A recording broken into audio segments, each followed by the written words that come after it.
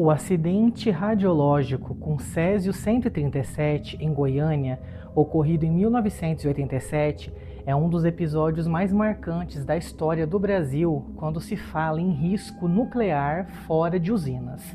A tragédia não começou com uma explosão, mas sim com um erro silencioso: o abandono de um equipamento perigoso sem qualquer controle adequado. Tudo começou em uma clínica de radioterapia desativada na cidade de Goiânia. O local abrigava um aparelho utilizado no tratamento de câncer, que continha uma cápsula com Césio-137, que é uma substância altamente radioativa. Após o encerramento das atividades, o equipamento foi deixado nesse prédio sem vigilância efetiva. Disputas judiciais sobre o imóvel contribuíram para que o aparelho permanecesse abandonado. E esse foi um erro crítico que abriu caminho para o desastre. Então, no dia 13 de setembro de 1987, dois catadores de sucata, um deles chamado Wagner Mota Pereira e o outro Roberto dos Santos Alves, invadiram o prédio abandonado e encontraram esse equipamento. Sem saber do risco, eles desmontaram partes dessa máquina e levaram o material para casa. Tudo o que eles queriam era vender esse material para um ferro velho e assim conseguir ganhar um dinheirinho. Enquanto eles desmontavam o resto do objeto, eles conseguiram acessar a cápsula que continha o Césio-137. Mas o que é o Césio-137? Essa é uma substância, um material radioativo produzido artificialmente, geralmente como um subproduto de reações nucleares, como as que ocorrem em reatores ou explosões atômicas. Ele não existe naturalmente em quantidades significativas na natureza. Ele é resultado direto da atividade humana envolvendo a energia nuclear. Então, ao abrirem esse compartimento interno, os dois encontraram esse pó que emitia um brilho azul intenso no escuro. Esse fenômeno, causado pela radiação, despertou curiosidade e fascínio.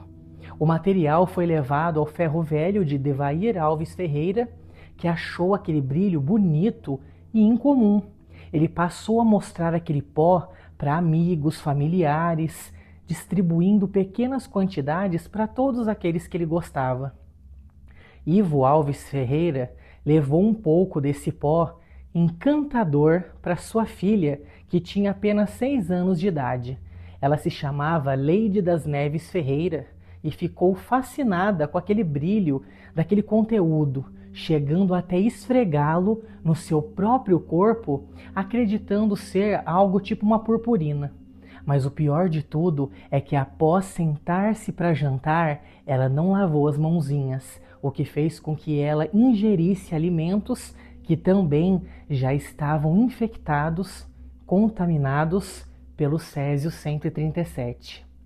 Então, após alguns dias, todas as pessoas que tiveram esse contato com esse pó começaram a se sentir mal. Essas pessoas sentiam náuseas e vômitos intensos, assim como sentiam tontura e muita fraqueza. Também sentiam dor de cabeça, sensação de mal-estar geral e até perda de apetite. Isso aconteceu porque o perigo do Césio-137 está na sua capacidade de emitir radiação ionizante, que pode danificar as células e também os tecidos do corpo. Ele pode provocar queimaduras graves na pele, pode causar doenças como câncer e também levar à morte em casos de autoexposição. A questão é que após observar melhor todas essas pessoas que estavam se sentindo mal, Maria Gabriela Ferreira, a esposa de Devair Alves Ferreira, foi uma das primeiras a desconfiar que havia algo errado, ao perceber que várias pessoas próximas estavam adoecendo. Sem qualquer noção sobre radiação ionizante, muitas pessoas tiveram contato direto com o material. Elas tocaram, carregaram nos bolsos e até passaram na pele. Entre as vítimas mais conhecidas estavam ali Leide das Neves Ferreira, a garotinha de 6 anos, que era sobrinha de Devair, filha de Ivo, que ingeriu partículas do material enquanto brincava. Ela tornou-se o símbolo da tragédia e faleceu alguns dias depois. Maria Gabriela Ferreira, a esposa de Devair, também morreu em decorrência da contaminação. Israel Batista dos Santos, um trabalhador que teve contato com o material, foi mais um que faleceu. Admilson Alves de Souza, outro contaminado que não resistiu aos efeitos da radiação, foi levado aos céus. Essas 4 mortes foram diretamente atribuídas às exposições aí desse Césio-137, mas muitas outras pessoas sofreram consequências graves. A gravidade do caso começou a ser percebida quando pessoas contaminadas apresentaram aqueles sintomas intensos que eu mencionei anteriormente. Sintomas como as náuseas, os vômitos, as queimaduras na pele, a queda de cabelo e a fraqueza extrema. Inicialmente, os médicos não identificaram a causa. A situação só mudou quando a esposa de Devair levou parte do material até um hospital, desconfiada de que aquilo estava causando as doenças. O problema é que ela fez isso carregando todo aquele pó dentro de um saco que estava em suas costas. E assim, ela entrou dentro de um ônibus, o que fez com que ela, infelizmente, também espalhasse mais radiação para várias outras pessoas e também para outros lugares de Goiânia. E ao chegar ao hospital, foi a partir daí que especialistas confirmaram que aquilo se tratava de um grave acidente radiológico. Após a confirmação, o governo mobilizou equipes especializadas em energia nuclear. A área foi isolada e iniciou-se uma grande operação de contenção. Essa operação não foi nada fácil. Isso porque, pelo fato de muitos locais, objetos, animais estarem infectados pela radiação, várias casas foram demolidas, objetos pessoais destruídos, animais mortos e toneladas de lixo contaminado foram recolhidos e armazenados com segurança. Centenas de pessoas passaram por triagem médica. Esse acidente foi resultado de uma cadeia de falhas. Uma delas foi a negligência institucional.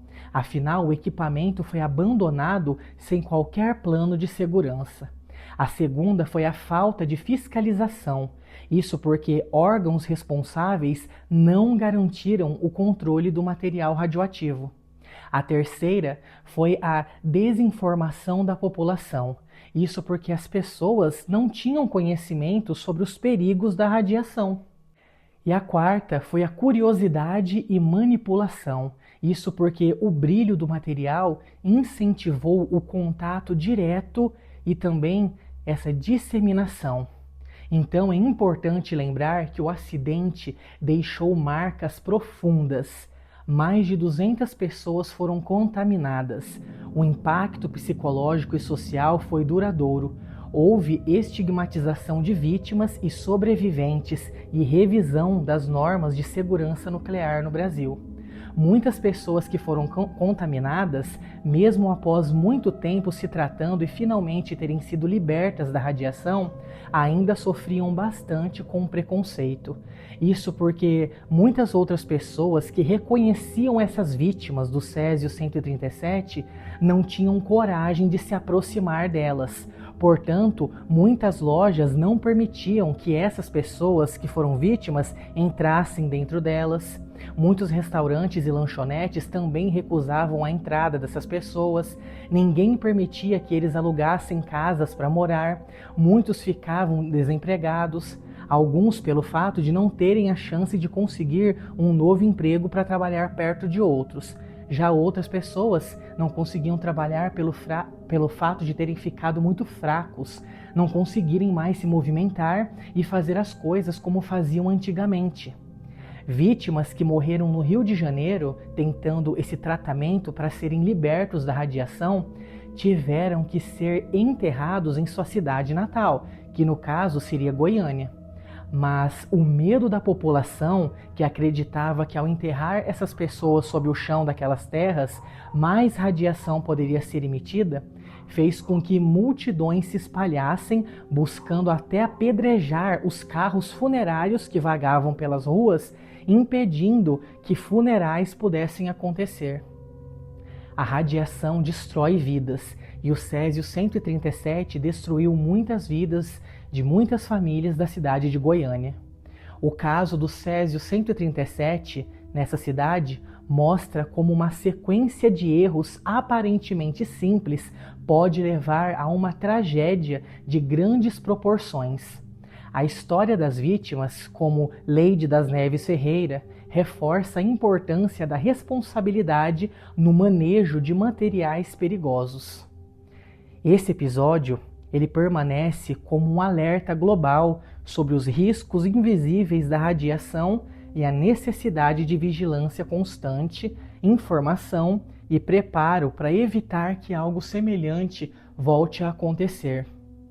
Por isso é sempre bom estarmos nos lembrando dessa tragédia que aconteceu há tanto tempo atrás, porque por mais que pareça que tudo esteja normal e não pode se repetir, infelizmente as coisas podem sim sair do controle, somos humanos e podemos cometer esse erro novamente. Então aqui estou eu trazendo o vídeo para vocês explicando esse terror de Goiânia, o caso do Césio-137. Que ele nunca possa morrer, que todos possam sempre se lembrar o que foi passar por isso e que nunca possa mais se repetir, nem no Brasil e nenhum outro lugar do mundo. Espero que vocês tenham gostado do vídeo, deixe seu like para me ajudar, se inscreva se não for inscrito no canal, fique atento porque logo novos vídeos chegarão. Um grande beijo, um grande abraço e até a próxima.